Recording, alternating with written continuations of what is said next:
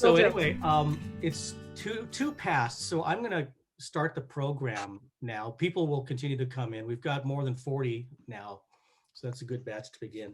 Good evening, everybody. I'm Matthew Daughter. I'm the Executive Director of Santa Clara Valley Audubon Society.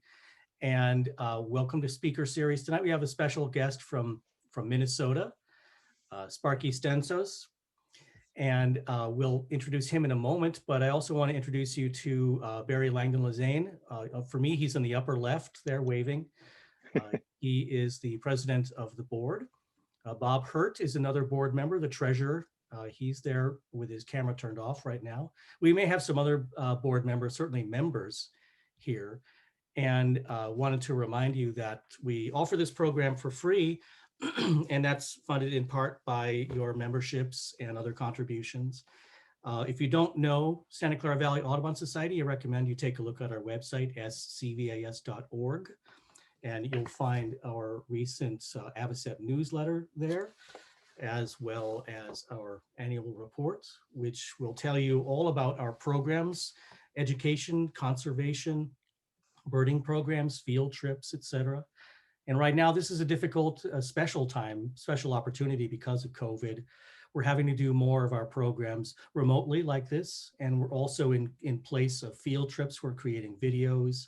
We have online classes. There'll be a class coming up on flycatchers next month. There was one last couple of weeks ago, 3-part lesson on gulls. And that was a huge success. So I'm looking forward to seeing some of you there. It's a lot of fun. And until we can resume our field trips, we'll be doing more programs kind of online like this. And I hope that you'll enjoy those.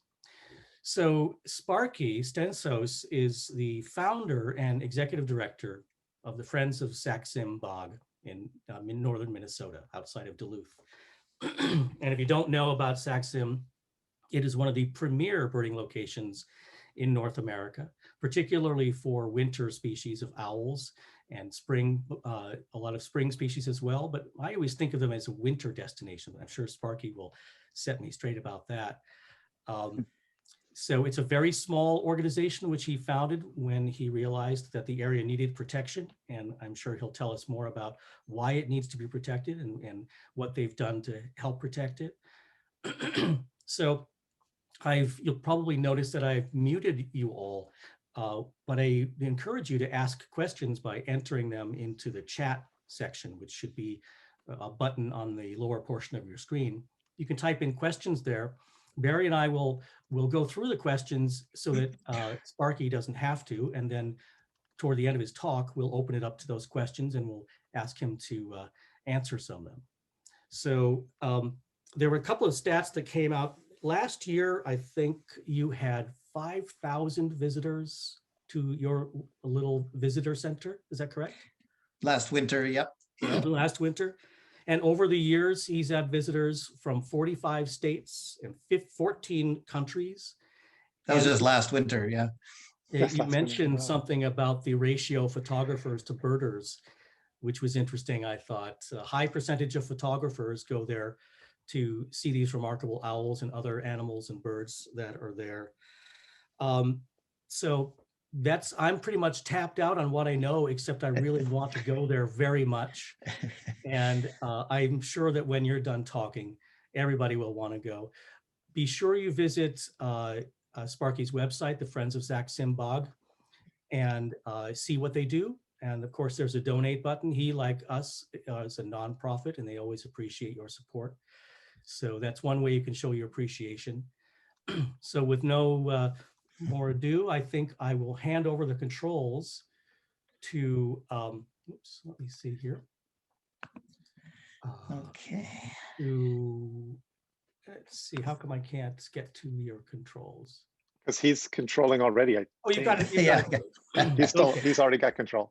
I'm going. There you go. Take it away, Sparky. All right. There you go. All right. Well, I'm going to get my laser pointer started here.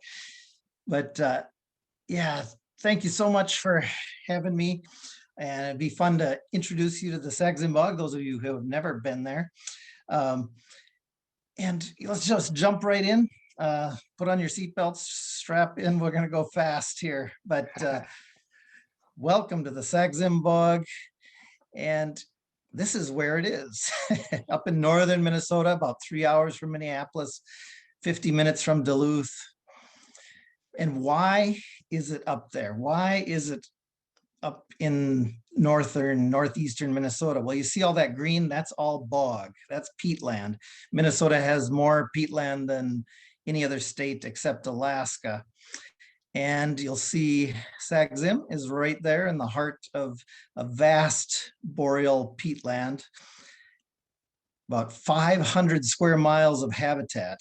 And you can get the idea that this is not a city park. This is not a national park. It's not a park at all. It's just a big empty spot on the map that's been famous for birding since 1963, when a traveling preacher found a family of hawk owls as he was zipping down through the bog.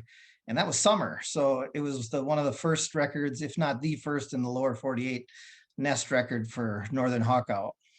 But we like to say Sax-Zim Bog is your bog because it belongs to everybody. We own a measly 500 acres, but out of 500 square miles, that's not a lot. So it belongs to everybody. About 80% of it is public land. And it's maybe not the type of bog you think of. It's lowland black spruce and tamarack. And here are the tamaracks in mid-October when the needles turn golden yellow. A great time to visit, not for birds, but for the trees. And I'm going to show you just a little video that's going to give you an aerial view of the bog and what it kind of looks like from the air. And I have to turn my laser pointer off. There we go. Whoops. Sorry, I'm going to go back up. Turn that off. There we go.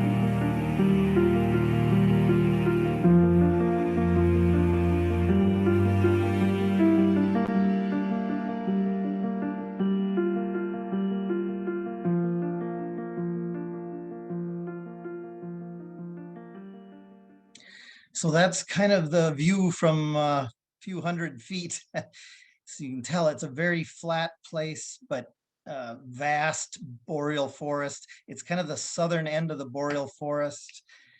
Big tracts of black spruce bog and lowland tamarack bog, but it is not just bog. And the Sax-Zim is a magic mix of habitats. And I think that's why it's so attractive to birds. And we're going to kind of talk about now the birds and mammals that make it so unique, why people come here from all over. As Matthew said, 5,000 some visitors last winter from 45 states and 14 foreign countries. and most of them are looking for owls. Owls everywhere. It looks like that on social media, I'll tell you that. Looks like there's a great gray on every fence post, but they can be tough to find. The Phantom of the North, you can just see one here kind of hiding. Let me get my laser pointer back, but you can see this guy here. And on a dark fall day, but they are residents here. They're year-round residents. You know, we don't know how many, dozen pairs, who knows? But sometimes they're easy to see. But huge owl, 4.5 to 5 foot wingspan. I know they also breed in California down to Yosemite, I believe. But here they can be really easy to see. You can see multiple in a day sometimes. Tallest owl in North America, of course, but only the third heaviest.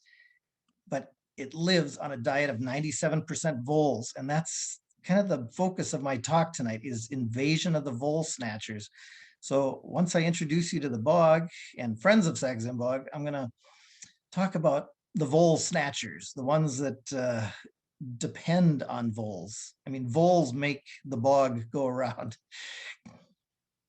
But yeah, day hunter, the great grays hunt, well, dawn and dusk. They're mostly crepuscular, but if they're hungry, they're hunting all day long. And sometimes in Sax-Zim, you can have, you find an owl and you got it all to yourself. And you better consider yourself lucky on those days, because some days it can be like this, and you're with 30 of your best friends, I guess. But as you're going to learn and see, boreal species, a lot of the species that come down from Canada that nest in northern Minnesota, they're very tame, not bothered by people at all. It's a really unique situation.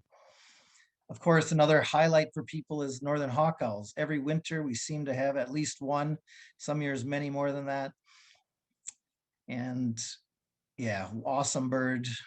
Boreal owls, once or twice every 4 years, we get boreal owls. They're not there every winter, for sure. But last winter, we had this guy, he or she, I'm not sure, just stayed close to the Admiral Road feeders for 2.5, 3 weeks.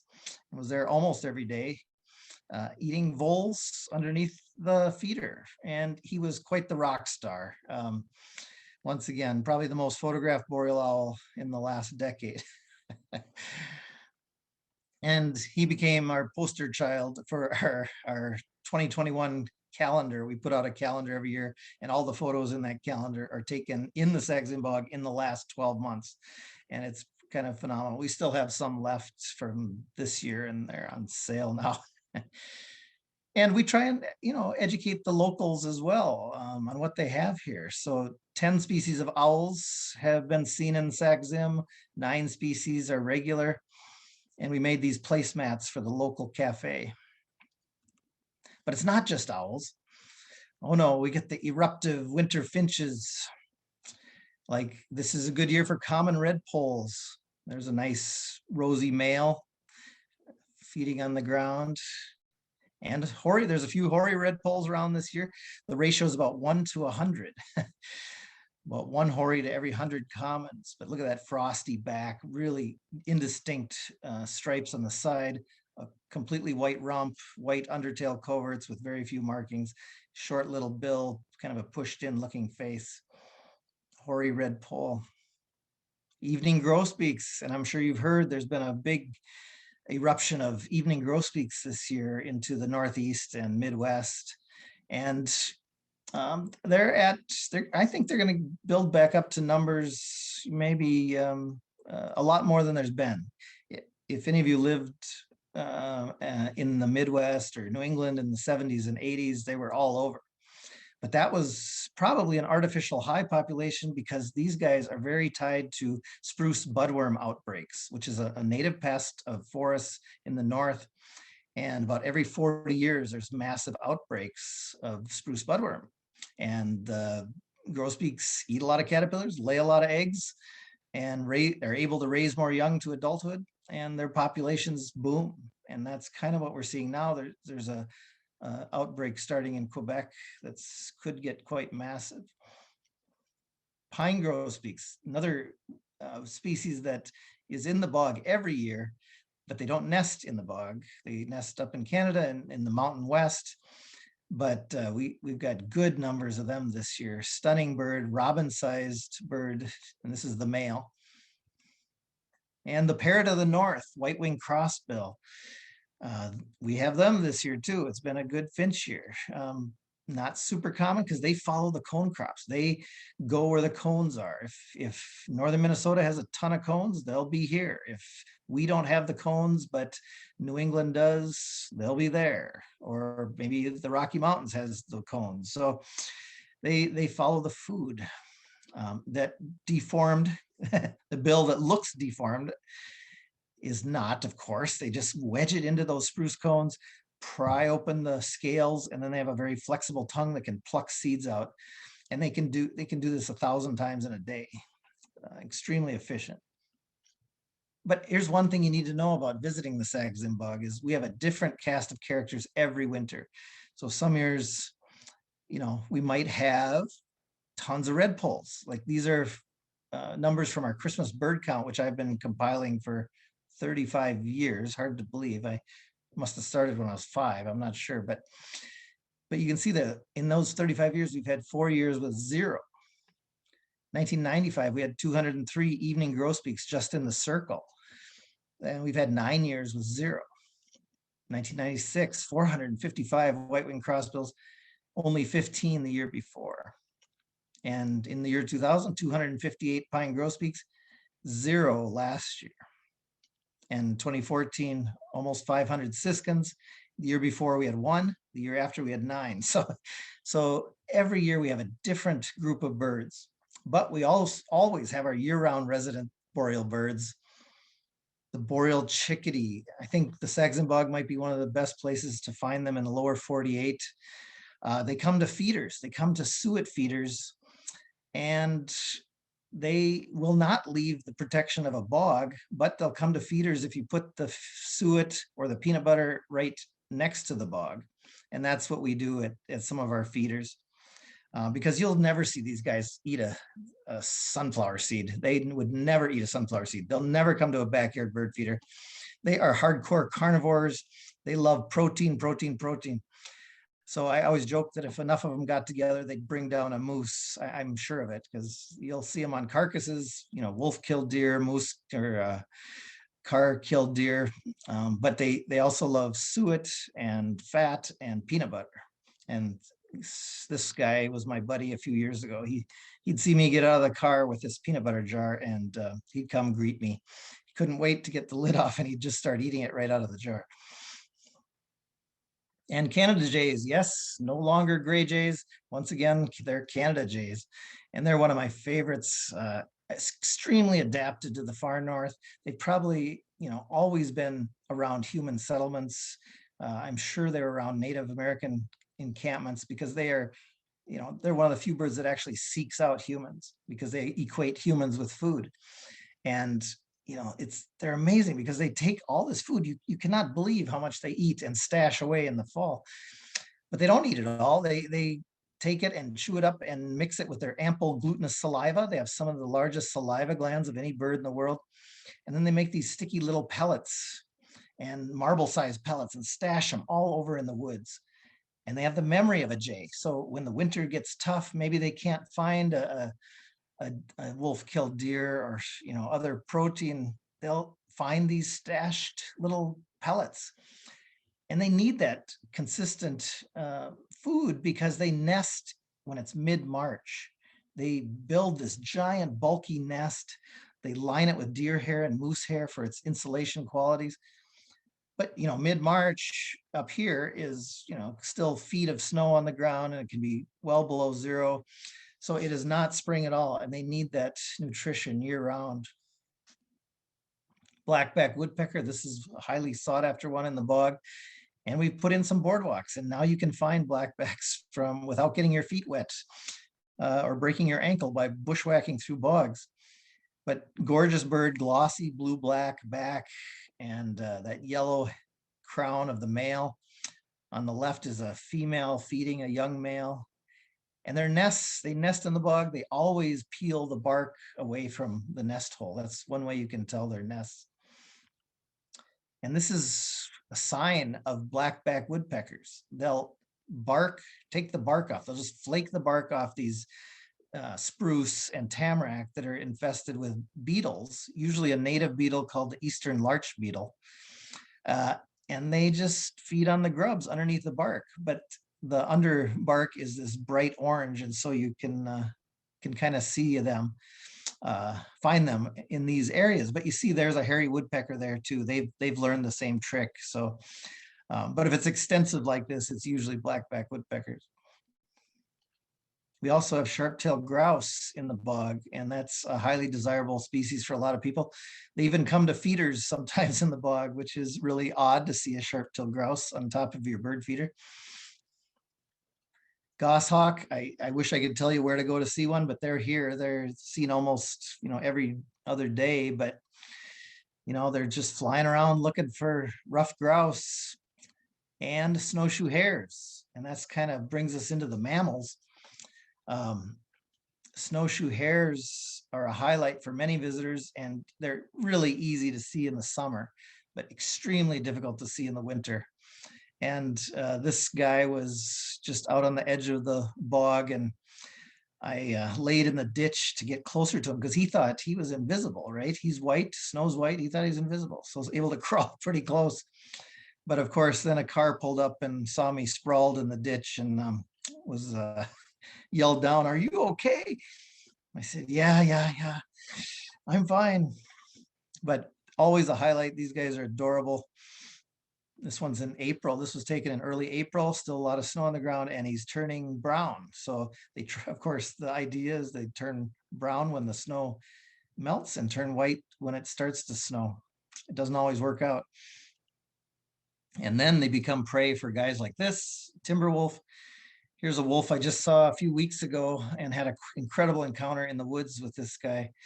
And yeah, I'm never afraid of wolves. There's no known record of them attacking a human, a healthy wolf attacking a human. I'm always much more cautious around a cow moose, especially if she has calves, and sow bears if they have cubs, of course. But wolves, cool to see. I see one about every 2 years. That's about it. But they're all over. You see their tracks. Oh, and a porcupine. This is a baby porcupine, which is one of the most adorable critters in the world. But I learned my lesson when I used to guide. I was guiding a guy from England, and I drove by a porcupine. We were looking for owls. He said, "What's that?" And I said, "Oh, just a porcupine." Next thing he's yelling, "Stop!" We looked at that. We watched that porcupine for about the next half hour. So I never drove by another porcupine when I was guiding again, because they are an attraction for people who don't live here. And moose, their numbers are increasing, which is a very good thing because in Minnesota they've been declining for so long. So they're not common, but I see one every 2 years as well. And bobcats. As wild turkeys move into the bog, which 30 years ago, you had to go down to the southeast corner of Minnesota. Now they're up here in big numbers. Bobcats are increasing because they do prey on wild turkeys. And we do have for visitors, we do have a bird report on our website that's updated in the winter every week. We try to update it every week, and then just about once a month, maybe in the summer.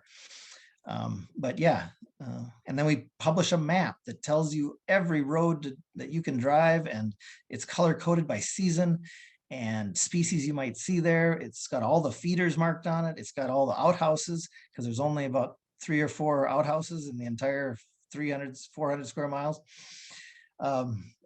Yeah, so it's a very useful map. It's got the one cafe and the one gas station on it too. So, but what is the typical birder and photographer's day?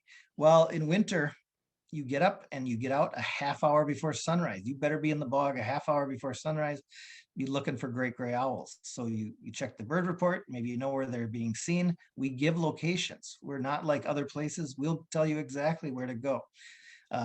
these birds are not phased by humans, and if they are, they just fly away and that's it.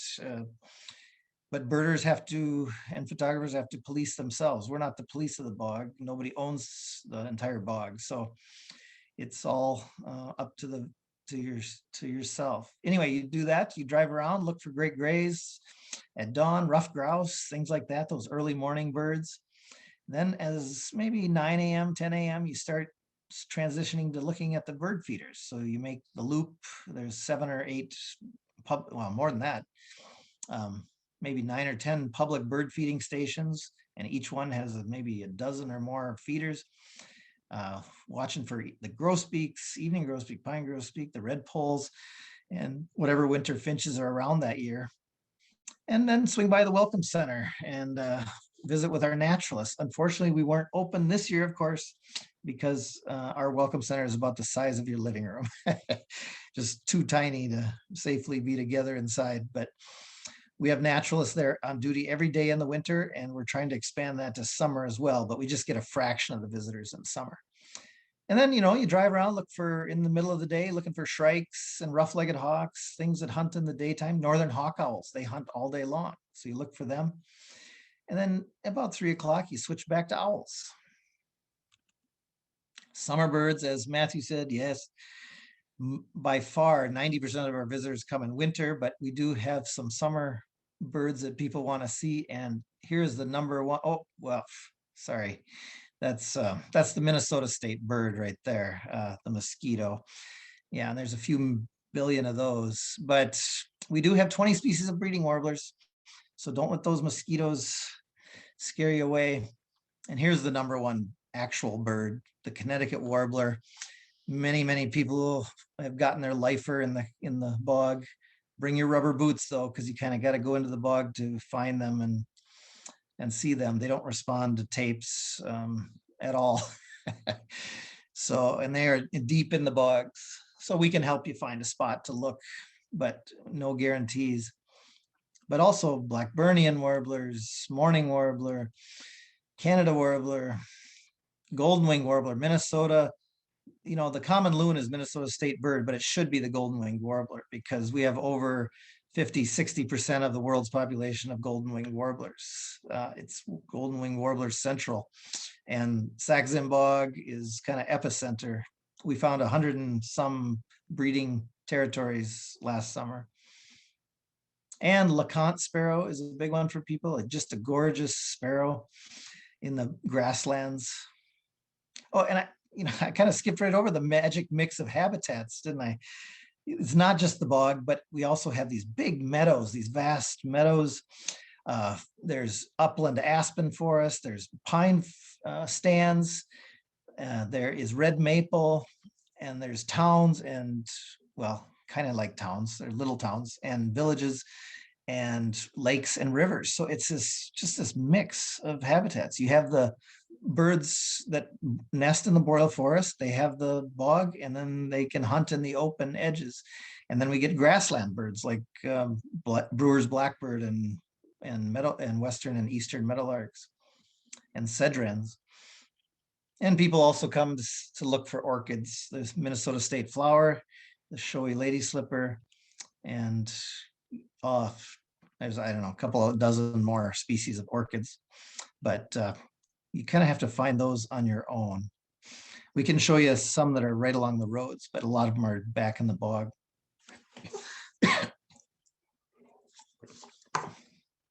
Saxzim.org is our website. Our mission is to preserve and protect the Sax-Zim Bog, and our main focus is our land preservation, research, and education. And that's all for future generations of birds and birders. That's what we're about. We're not really a birding organization, but of course, since it's a premier birding spot, we are thought of as that, but our main mission is to buy up land and share information about the amazing bog diversity, we call it. And this is kind of why we started in 2010. The bog needed a voice. I've been birding there since 1981, but we started to see more black spruce logging, and we're not anti-logging, but black spruce is climax forest, and it takes 80 to 120 years to regrow to maturity again. And that's the forest type that a lot of these birds depend on. You can see here, Google Earth is sometimes a blessing and a curse. You couldn't have seen this vast logging area from the road, but from the air, you can see what's happening. And black spruce has long fibers, so it makes good glossy paper, good for those Sunday paper inserts, those ads. Yeah, and isn't that a great use for black spruce? But so there is some silver lining to newspapers disappearing. So we bought 524 acres so far, but we could not have done it with all our members, or we call them our bog buddies. And we've got, I think, 8 different tracks, and some of them we have signs because they're accessible by the roads, and we put in boardwalks, and these boardwalks allow people to get into the cathedral, as we call it, allow them to access the interior of these magical places without getting lost, without getting your feet wet, without breaking an ankle. And so this is, I told the board, I think our future is paved in rough sawn 2x6 tamarack, because these have been extremely popular. Before this, everybody just birded along the roads. There's my kids out for a walk. And yeah, great place to just recreate. Although the vast majority, as Matthew said, are photographers these days, but there's still, now during COVID, we've gotten a lot of local families with kids just wanting to get out and walk and see what they can see. So that's been really kind of neat. We have some big projects we're trying to raise money for. We're Owls and Warblers Critical Corridor Project. So trying to string together some of these properties, and these are kind of our target areas, but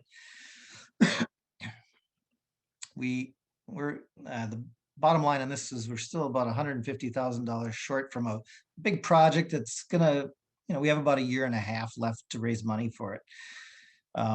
But we have all kinds of opportunities for donors. If you donate $1,000 or more, you get your name on an acre of bog, which is pretty cool. You don't own it, but you can sort of go out and stand in the middle of it and say, I own this bog, this acre of bog. And we're doing research. We've been banding kestrel chicks for years. We've got about almost 50 nest boxes out there. And I'm glad to report that kestrels in Sax-Zim are doing really well, and not so well in other parts of the country, but they are thriving. We put up a Modus tower, which will, birds that have special tags on them, if they fly past these towers, it'll ping off it, and we can know the exact bird, not just the species, but the exact bird that flew by. And that network is pretty big in the eastern US, and just spreading west now. Connecticut Warblers, the Smithsonian Institute came out and put a geolocator on 7 Connecticut Warblers. They recaptured 1, and this was what its route was. And the cool thing to notice here is in late summer, they go out to the East Coast, and then they fly with a brief stop in Bermuda all the way across the ocean to South America. Just a massive migration. And then they winter way down here in Brazil, and they come back up through Cuba and Florida. And see, this one ended up in South Dakota, and he said, wait a second, I got to go to the Sax-Zim Bog. Got his bearings and ended up in the Sax-Zim Bog. So pretty cool research. And we've just started a project with northern shrikes to see where our shrikes are coming from. Of course, they don't nest here, they nest way up in Canada. And with hawk owls, where did our hawk owls come from? Are they coming, a few nest in northern Minnesota, but are they coming from Manitoba, from Ontario, from Alaska? We don't even know, so we're excited to start that project as well. We built this little welcome center, tiny, off the grid, all local materials and labor. We use solar panels to run the electricity. We've got a great board, staff, and volunteers. This is about it. There's only 3, there's only one year-round, there's only one full-time staff person, and that's not me. That's our naturalist, Clinton. But we get it done. The Welcome Center is a great place to swing by and check out the bird feeders. This is what they look like this winter with all the pine and evening grosbeaks. And we often, most winters, we put out rib cages from deer hunters and we get a special visitor, the ermine. And you're going to see more of the ermine coming up. And we have a little education corner. But we've got other projects planned, like a bog pool, a waist-high bog garden pool, so people can see some of these orchids without having to tramp through the woods. And we already went over this. This was just last year, just last winter. We had all these visitors. And our naturalist Clinton does field trips and adventure workshops. And we do a bio blitz every summer and just have a blast. And it's so fun because we get experts in all kinds of things like sedges and amphibians and reptiles and beetles and of course birds. And then we all come back together and share our finds. It's just a blast. And we bought a bog buggy last year. Sadly, we couldn't use it this spring or last spring, and maybe not even this spring, but it's there waiting. So anyway, it's people, our bog buddies really make the organization special, but we've had to go with virtual field trips, of course. And I do these virtually live with Sparky field trips. I've done 15 of them so far, so you can come along. I've done them April through just last week when we did the polar vortex edition. I was out at minus 43 degrees Fahrenheit and unfortunately 2 days later, I got to 46 below. So I didn't quite get the coldest temperature, but yeah, the bog was the coldest spot in the US twice last week, 43 below one day and 46 below zero in another day. And Clinton does these little bog ventures where he'll go out and explore the non-bird stuff in the bog. Oh, we have webinars coming up as well, and you can check those out online. So yeah, what about these voles? These voles are kind of the cornerstone of a lot of our species that people want to see. I mean, the owls and the shrikes, but who are the voles? Well, here's, they're darn cute, number one. Here's a red-backed vole. They're little sausages with legs. Here's a meadow vole. Amazing numbers. Meadow vole sexually mature at 20 days, 5 to 8 litters a year, 3 to 11 pups per litter, up to 80 offspring a year. So theoretically, they're able to have 1 million descendants in 1 year. Of course, if 90% didn't die in the first month, probably 99%. But you can see their population is a major boom bust on a 4-year cycle. If there's no birds, if there's no voles up north, we'll get the owls coming down. And here's some of our impressive eruption records from the Christmas bird count. 1994, we had 139 roughlegs in that 15-mile diameter circle, 0 the year before, 0 the year after. So that year, of course, there must not have been any voles up in the Arctic or lemmings in the Arctic. 70 great gray owls this is in one morning in the 15-mile diameter circle. This was in 2004. It was the perfect storm. They estimated over 5,000 great grays in the state of Minnesota that year. It'll probably never happen again, but 70 great grays. And on that same morning, we counted 42 hawk owls in that 15-mile diameter circle, 0 the year before and 0 the year after. So it's just some crazy eruption records. And that's all because of the voles. And the vole snatchers are specialized on voles. Great gray owls, they hunt by sound. They do not hunt by sight at all. They have those little eyes, but that big facial disc that collects sound and focuses that sound on the ear holes, which are on the front of the face. One's a little different shape, a little different position, so they're able to triangulate the sound as they fly. And we're going to see a video of that coming up. But here's their range. You can see, of course, getting down into like the Yosemite area in California. But kind of the heart of their territory is up in Canada and then down in northern Minnesota. But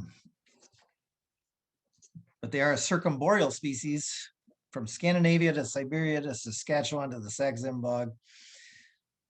So all around the globe. So not rare, but rarely seen, I guess would be the proper term. And there's those big facial discs. And here's a skull superimposed. They are almost all feathers. As we said, they're the tallest owl in North America, but nowhere near the heaviest. They're, you know, you put them in a bucket of water, they're nothing. You know, they're all insulation. And I've gotten a few dead ones in my time and put them in the house to thaw out. It takes days for the body to thaw out, even at 70 degrees inside, because their feathers are so insulative. And hawk owl, and they are a vole specialist. Great grays eat about 97% voles in the northern boreal forest and Minnesota. I know in California and the Mountain West, they'll eat a lot of pocket gophers, but we don't have pocket gophers, so they pretty much just eat voles here. Hawk owls eat mostly voles, but they also eat birds as well, but vast majority is voles. And they are sight hunters. They can see a vole from, some say up to a mile. I've seen them fly over a quarter mile, a third of a mile to catch a vole. It's unbelievable. And they just perch in the tip tops of the trees. You're going to see this in the video too. And they're just like little footballs. They in the top of a tree. It's like they're the size and shape of a football. But they sit in the highest tree and just scan all day long. They get up at dawn and go to bed at dusk. They're not nocturnal at all. And there's their range. Yes, a few do nest in northern Minnesota, but very rare. And the boreal owl, I wish we saw these every year. There's only been one reported in Minnesota this winter, and that was just a week ago up on the north shore of Lake Superior. But it was a one-day wonder. And that's good for them, right? That means they're a nocturnal hunter. That means they're getting plenty of voles in the woods at night. If they were hungry, we'd be seeing them in the daytime and they'd be starving. You know, they'd have to work a lot harder. So it's always bittersweet when you have boreal owls out in the daytime because you know they're hungry. Same with saw-whet. Here's a saw-whet at 28 below zero. You can see the frosty face. And he was hunting voles in the daytime, meant he was hungry, but he did catch some voles. Barred owl is also a vole snatcher, and they eat far more voles than bigger stuff, at least here. And snowy owls. And you think snowy owls, the heaviest owl in North America, you think they could eat rabbit, they could eat, pheasants, whatever, but here they almost always just go for voles, and you're going to see one catch a vole from under the snow. It just, you don't think of them as hearing their prey, but they can hear, it was hundreds of yards away and it just plucked it out from under the snow. You'll see that in the video. And once again, there's their range way up in the north. Come down and spend a little time with us. Every winter we have snowy owls, whether they're in the bog or not, depends on the winter. But they're always in the Duluth Superior Harbor every year. And sometimes up to 20, 30 of them. So long-eared owls. This is my only photo. I have such bad luck with long-eared owls. This was a baby that nested in the bog. Another vole snatcher. And same with short-eared owls, vole snatcher. And they only come through in November and April. They're just migrating through, but they'll spend like a week hanging out. You don't see them that often, but they do come through. And then last year we got our 10th owl species. Like I said, 9 of the owls in the Sax-Zim Bog are regular. This one is not. It was the first record for the Sax-Zim Bog, a barn owl. Crazy, that far north. But rough-legged hawk. And you're probably familiar with this hawk, but the wingspan of a red tail, but that's where the similarities end, right? Look at that tiny little beak, tiny little feet and talons, because the one on the right there, they only eat voles. Up on the tundra where they nest, they eat lemmings, but down here they eat voles, and they don't need big talons and big beaks like a red tail, which specializes on bigger prey. And there you can see the pink is the pinkish orange is their nesting area up around Hudson Bay and up in the tundra. And we get a lot, maybe up to 30%, 30 or 40% dark morph roughlegs. And what a gorgeous, gorgeous bird. Northern shrike is a vole snatcher. I spent the day in a blind at a friend's feeder a couple days ago.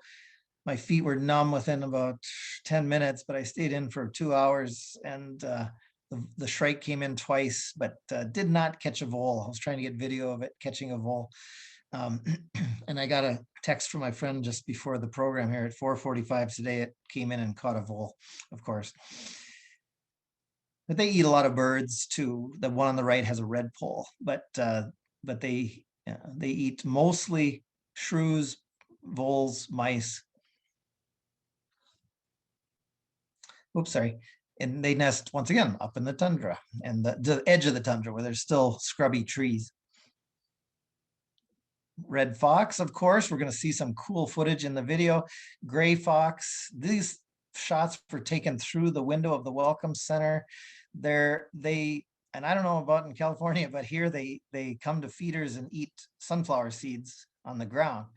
And not every winter, and you don't see them very often, but they love sunflower seeds. And then they'll of course eat voles that are eating the sunflower seeds as well. But you can see the one on the left, he's got a sunflower seed stuck to his lip there. And my buddy, the short-tailed weasel, there's been at least 4 or 5 in the bog this winter that have been seen and photographed. One a few weeks ago caught a shrew at our shed at the Welcome Center and ran very proudly with this vole or mouse in his mouth all the way the length of the parking lot, showing off to everybody.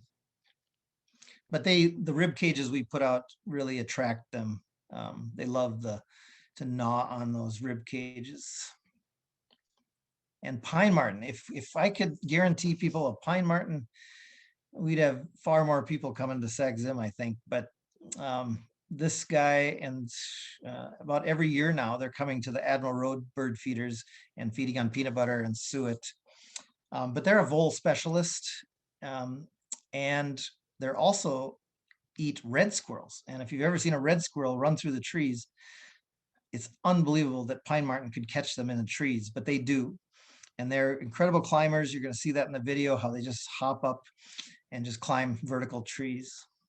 But we call them the cute killer because they are vicious, but with the prey, but darn cute. And you get peanut butter on your face, you got to lick it off. But look at those teeth. Those teeth were not made to eat peanut butter. And we have coyotes, which are a big vole eater. But why, Sparky, did you not talk about red-tailed hawks? Well, we know already they eat bigger prey, not voles. Timber wolves, no voles for them. Just big stuff, moose, deer, beaver. They love beaver. Lynx, very rare in Sax-Zim, but no, they eat snowshoe hares almost exclusively. And fisher, they're all over the Sax-Zim Bog. You don't see them, you see their tracks more than them, but no, they eat porcupines. They specialize in porcupines. They will eat snowshoe hares. So we're going to end here with a video. And yeah, thank you. There you go. All right. Oh, I don't know if it's showing full screen, but It's good. not quite. A 3/4 screen.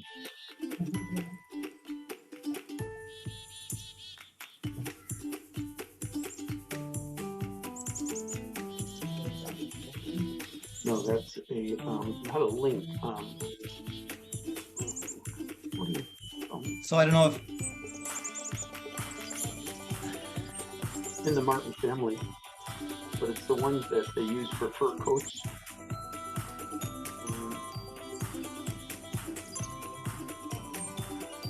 so. Can you hear me talk over the video as well? In winter plumage. Yes, we can hear you. Okay, because Richard, I'm hearing somebody talk too, but Thanks. you can hear the ermine and see the ermine on the rib cages, and the chickadees are not happy. But of course, ermine is the ermine's out there. Ermine is the white, is the winter plumage of the short-tailed weasel. People also call least weasel and long-tailed weasel ermine in the winter when they turn white. But ours are mostly short-tailed weasels. And here's the paparazzi at the rib cage. And I don't want to give the impression that you can't be alone in the bog, because you certainly are alone mostly. But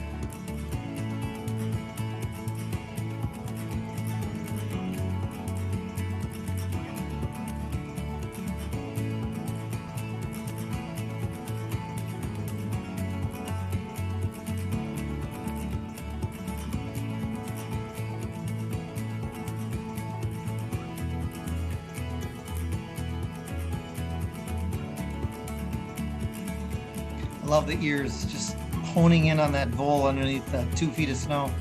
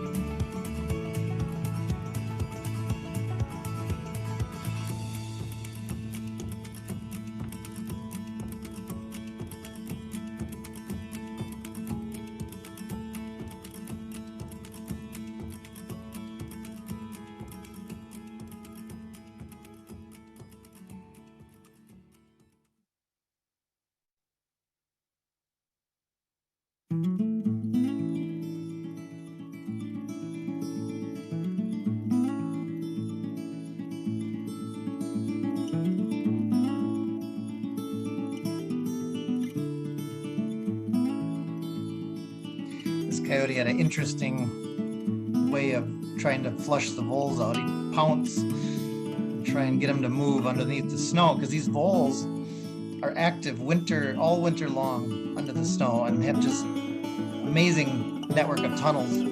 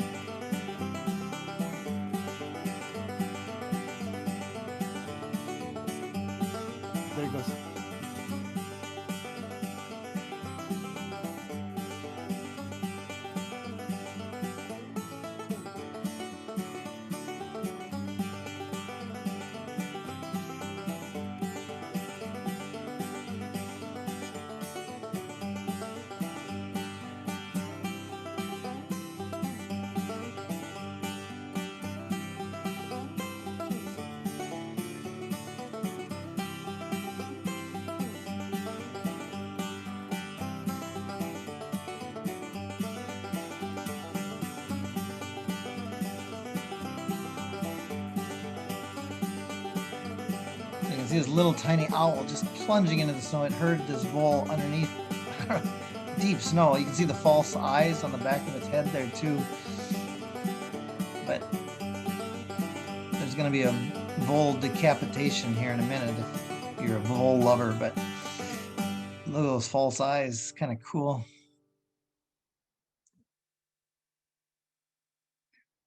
But yeah, voles are, the hawk owls and great grays and everybody else just pretty much, except shrikes, kind of just swallows them whole.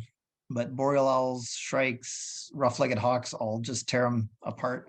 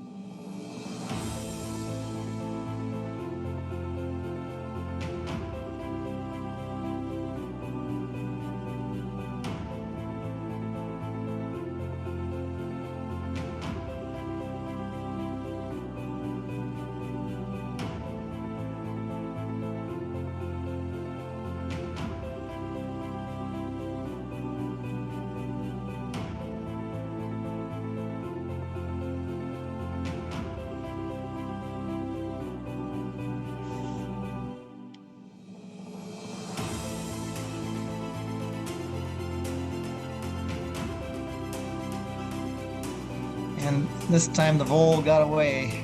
They don't always get their meal.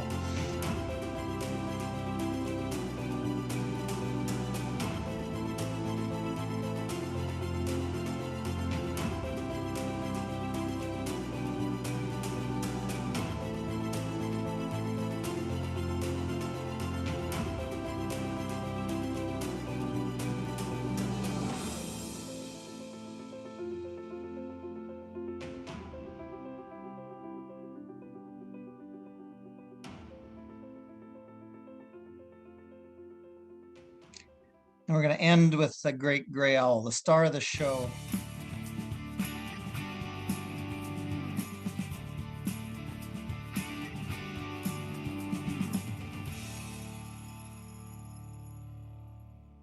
Welcome everyone to another installment of Clinton's Critters.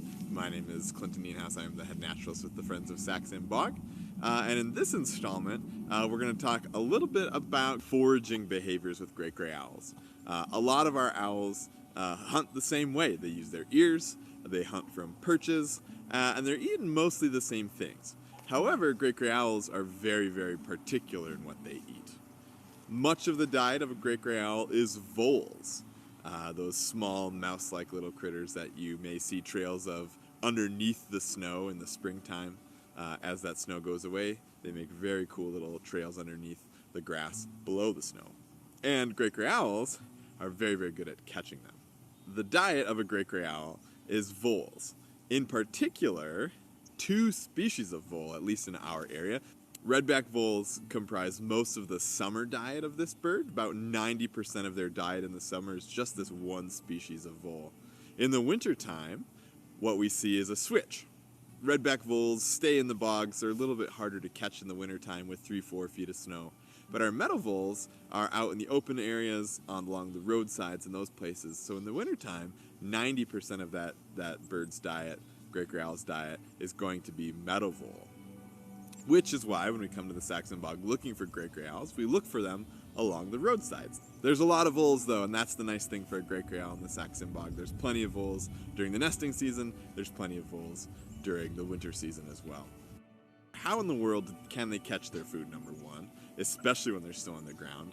But what do they do if there's really deep snow? Great grays have a couple of cool adaptations. Number one, like all of owls, they use their ears. They're using that big, massive facial disc to focus sound to their ears, which are offset, to help them triangulate prey underneath the snow. So when we watch a great gray owl on a perch, most of the time we're seeing it look around.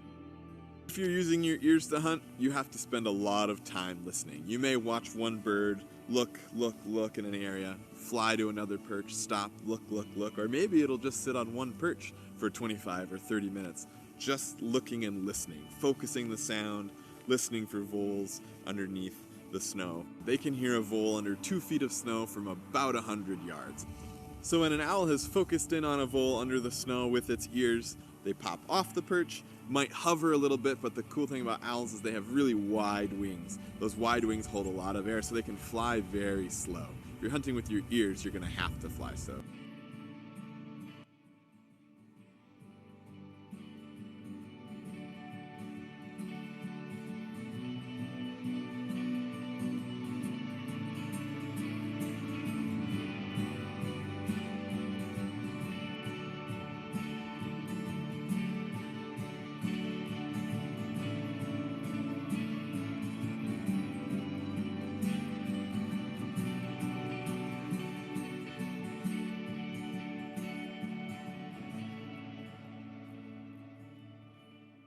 So when we think about a facial disc, it's all about focusing sound. The sound's coming in, it's giving that owl a clue to where that prey item might be underneath the snow. Their ears are offset, which means sound is going to be hitting one ear before the other, knowing then where that prey item is, even if they can't see it. And then plunges, shoots those legs down up to 1.5 feet underneath the snow. It's feet first, then head first if you're a great gray owl.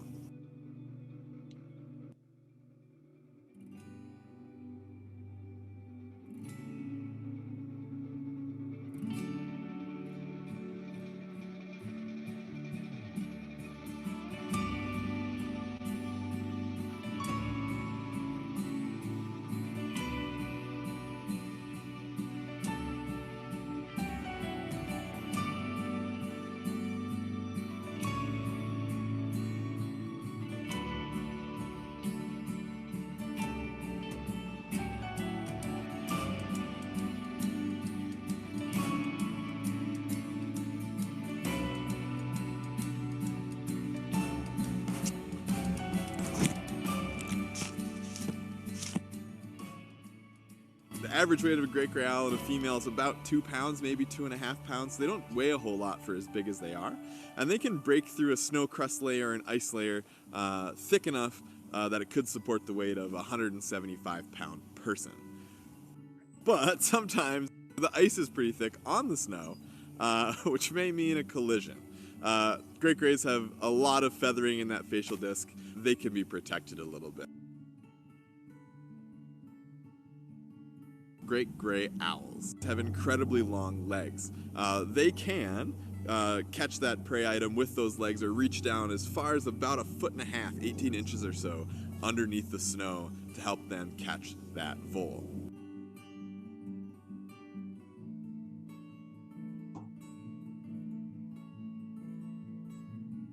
You'll sometimes see them be unsuccessful, and that's normal. For an owl or for any bird of prey, you're really only successful 1 out of every 10 hunts.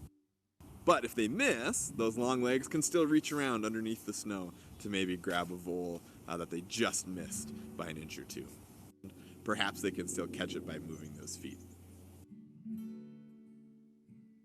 You'll get great gray owls sitting in the snow, almost like they're stuck. They look around, looking for ravens, they're looking for crows or blue jays or any other bird that might want to take that vole. They're going to make sure the coast is clear before they leave that hole, before they fly up to their perch. So after you've caught that vole, if you're a great gray owl, and then you swallow it down, it's in one gulp. That vole goes in, and then it goes down.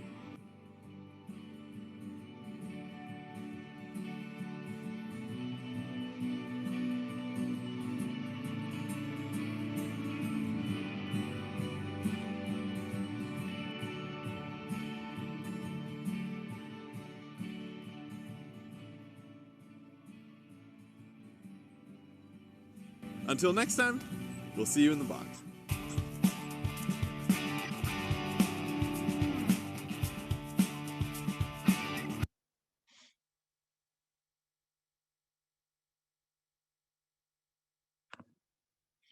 All right. Well, that is my program for this evening. Um, Woo. That was spectacular, Sparky. I wish I could say that was all shot in one day in the bog or in one season even. But that's just a sampling of, everybody who's come is going to have a different experience, and everybody leaves with having some very cool experience. That's for sure. Well, Cricket was watching the video with me, and I think now she wants to go even in the middle of winter. So that was pretty good. Mission accomplished. We have a bunch of questions, don't we, Barry? Yeah, What? Yeah, we do. Now a good time. I'm ready. We'll go through as many as we can. I'll try to skip the ones that have already been answered, because some of the ones you answered during your presentation. Excellent presentation. Again, thank you very much. The habitat there is so different from what we have here. It's just fascinating. Yeah. Yeah. Okay, so what are the best times of year to visit for birds and other wildlife? Winter. I mean, yeah, mid-December to mid-March, we say.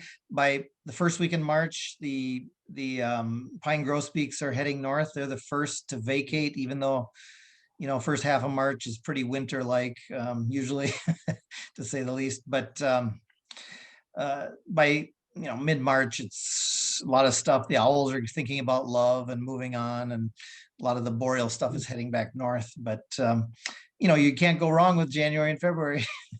Okay. Are there places to stay nearby that you would recommend? Well, we have that on our website under Plan Your Visit tab, but Duluth is about 45 minutes away and has about every chain there is. There's one place in the bog, and it's called Alish's, and it's this modified bed and breakfast. You've got your own room, and I think you can get some rooms have a bathroom, but otherwise it's down the hall, and you have a shared kitchen, dining room, living room. So you just hang out with other birders. But they have a variety of different options for lodging, and they're the only one in the bog.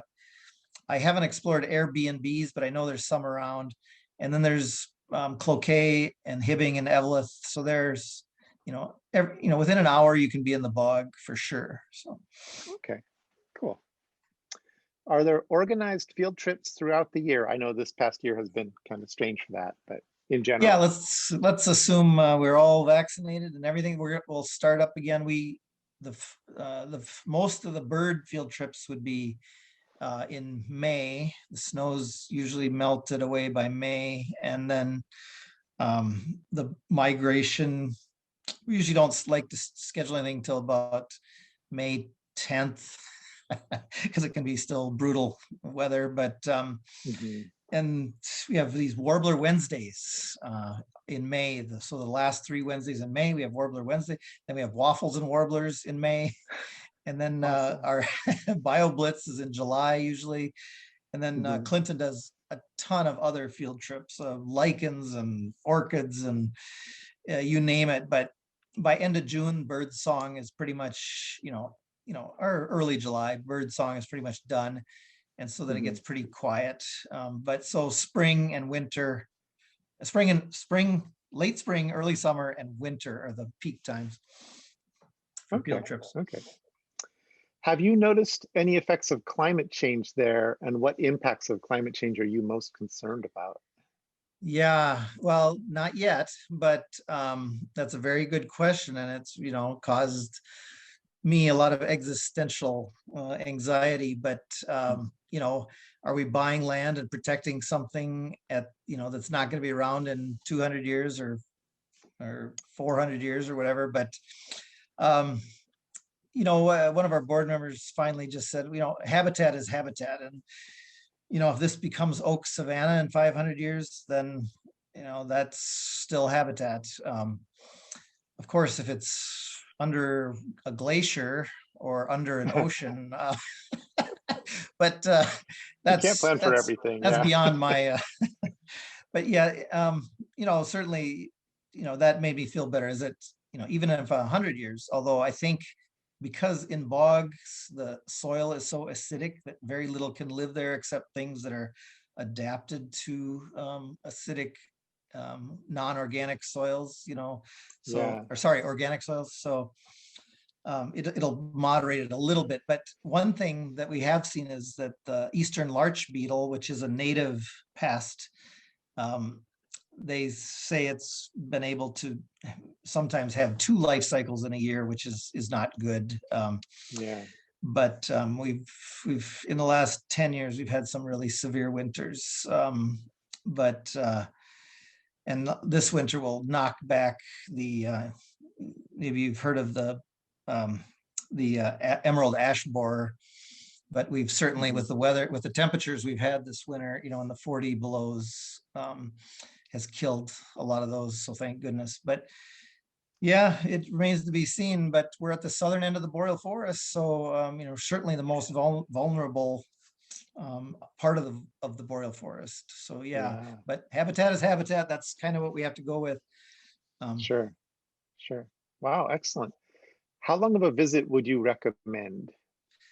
Well, if I tell most people, you really need 3 full days minimum. Well, if you're coming from Minneapolis, of course, it's one thing, but if you're coming from California, you might as well come for a week, because 3 days in the bog, then you could go farther north for things like spruce grouse, and you could go look for moose or lynx or something up farther north. And you want to hit Lake Superior and see Duluth, look for Bohemian waxwings on the North Shore, and Duluth sometimes gets rare gulls like ivory gull, and certainly have glaucous gulls every year and Iceland gulls. And but 3 days would be a minimum. But if you want to bird all of Northeast Minnesota, I'd say a week. And there are guides. We list guides. We have 7 or 8 different guides on our website, and I would highly suggest that if you're totally kind of have never been here before, they cost a couple $100, $250 a day, something like that. But that gives you the lay of the land. They can answer all your questions, and then you can do it on your own afterwards. So okay, well, that answers one of the questions on this okay. list. Do you get spruce grouse in the bog? Up until 1960 something, according to the old timers. But now you have to go further north, but not that much further north, another hour north. And okay, I can tell you spots to go.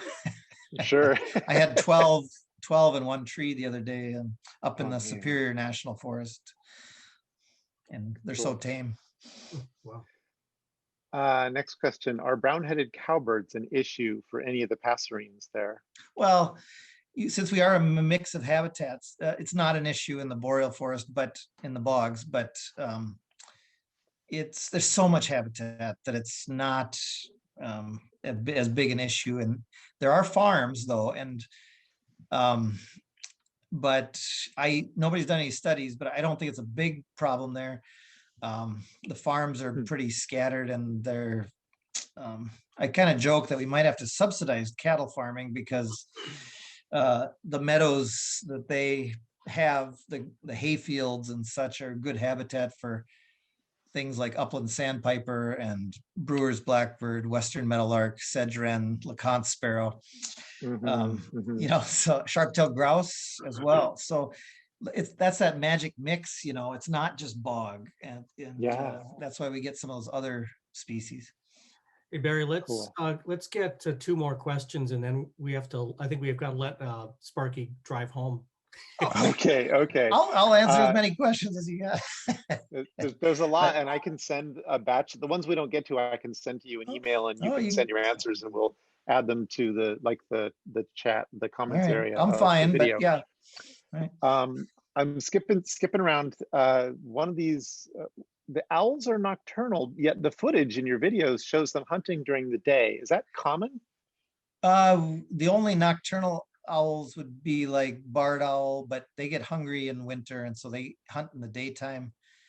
But great grays don't hunt at night. They hunt dawn and dusk, and then if they get hungry, they'll hunt all day long. Hawk owls only hunt in the daytime.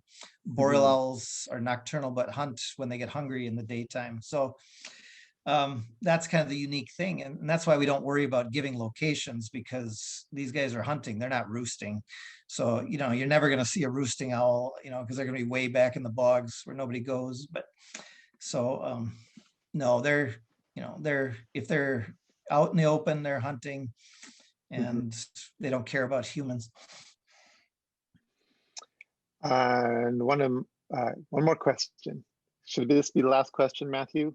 No, we can do a couple more. We can go a few more. Okay, fine. if you're up for it, Sparky. I'm up for it. I'm up for it. So where does the name Sax-Zim Bog come from? Yeah, they're two ghost towns, basically. And okay. I think that's birders just ended up calling it that, but there's nothing. Sax is gone. There's nothing there. And Zim is an old church and an old store that's converted to a house. That's it. Nothing that interesting. Do you think you guys will do a BioBlitz in 2021? Yeah. Oh yeah, for sure. Year? Now it remains to be seen. We're going to do it for sure. Last year we did it, but we didn't have where we all got together, but everybody went out and found stuff and then shared via Zoom. But oh yeah, we'll do it one way or another. But so do you sort of socially distance everybody, or? Yeah. Oh yeah. Yeah. And just people follow along in cars, and just carpool. So the sedge people might go one way. It might be, sedge people, it might be just 2 cars, but the butterfly people, it's probably 10 cars. But dragonflies, we always have a dragonfly person, butterfly person, insect person. So yeah. Do you have endemic dragonflies there? Yeah, in fact, I guided a guy from Arizona, and subarctic darner was big on his list. And we have a ton of Somatochlora, the emeralds. So many species of emeralds, the subarctic darner, zigzag darner, so a lot of boreal species, and then clubtails of all kinds. And I'm a publisher as well, and we published dragonflies of the Northwoods, and we published spiders of the Northwoods, and all these Northwoods series. So because are those available on your site? No, because we're a nonprofit, so I have to be very careful between me profiting from a nonprofit. So sure. If you just Google it's Clara Stensaas Publishing, terrible name, but Dragonflies of the Northwoods or Spiders of the Northwoods, whatever, you'll find our books on Amazon. Okay. But we can even put a link on when we post the video. Put a link. Yeah. Send us a link. We could make that available to folks. Okay. And certainly. Clinton's big thing is he's been keeping track of the master list of species, and we're over 2,300 species recorded for just the Sax-Zim Bog. And we haven't even touched diatoms. No, but that he and his wife have found over 400 species of moths, and so we call it Bog Diversity because it's incredible the amount of species, and people just don't think of bogs. They think of them as waste areas, swamps, but we've had over 240 some species of birds, and like I said, 20 species of warblers nesting there, 100 species of 85 species of dragonflies and damselflies. Wow. So amazing. Yeah. So another owl question. Where to go? Is there any competition between the various owl species? Do they interact with each other at all?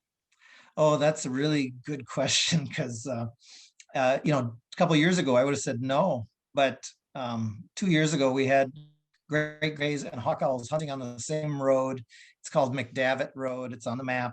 Mm-hmm. We call it the Miracle Mile because about every bird has showed up there. But one guy photographed a hawk owl attacking a great gray because the great gray had just caught a vole, and the hawk owl wanted the vole. And he, the hawk owl is like, a third the size of a great gray, quarter the size of a great gray, and but they're plucky. They're personality plus, but the great gray just sat there like, no, you're not taking this vole. But, sure. But that is a really good question because I've never really even thought about it because they're all eating voles, but there's so many voles that there's no competition for resources. There's just so many voles. Yeah. And I don't know if Clinton said that. I think he said that. Yeah. The meadow voles are out in the meadows in the open and the roadsides, and the redback voles are deep in the bog. Yeah. Okay, well, that leads to the vole question, which is, are the vole populations fairly stable? And are there any threats to their numbers, which would then affect the birds and mammals that depend on them? Well, that's what happened in 04, 05 is that Canada had a massive, they were at the low end of the vole cycle anyway, of that 4-year cycle.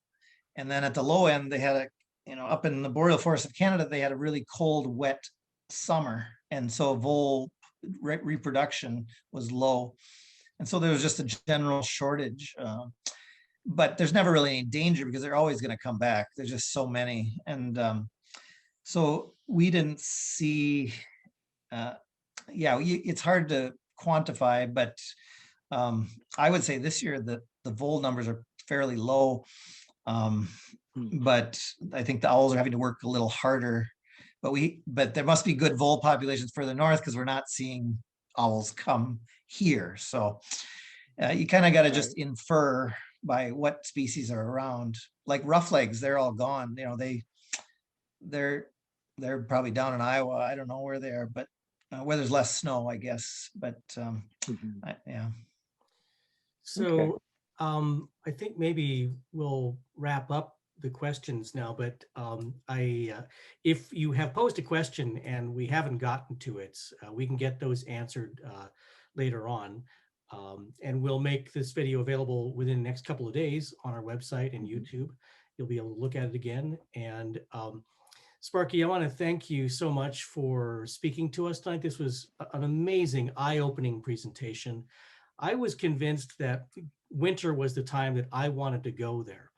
And after seeing all the spring birds and the lovely forest during the fall, I think any time of year would probably be good. And I'm happy to go right now or in the middle of summer. What time is it? So many wonderful things to find. I was one of the ones who posed a question about dragonflies. I would go there just for that. So, good. Yeah, come on up. I'll go out or dragon flying with you. I love dragon so many things that I like to see. And I just know that from all the comments and questions we've gotten, there's a lot of interest in what you just presented. And I remind everybody to take a look at their websites.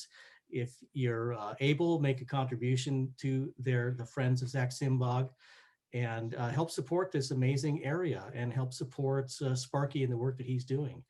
So thank you so much, everybody, for joining tonight. I look forward to doing this again and seeing you again in another presentation. While you're poking around the web, take a look at scvas.org and see what we're up to as well. But this is really all about Sparky and his project tonight. So thank you one more time. Thank you, everybody, for being here and sharing this experience. So thank you, Sparky. All right. Thank you. Send me those questions. I'll answer them. We will.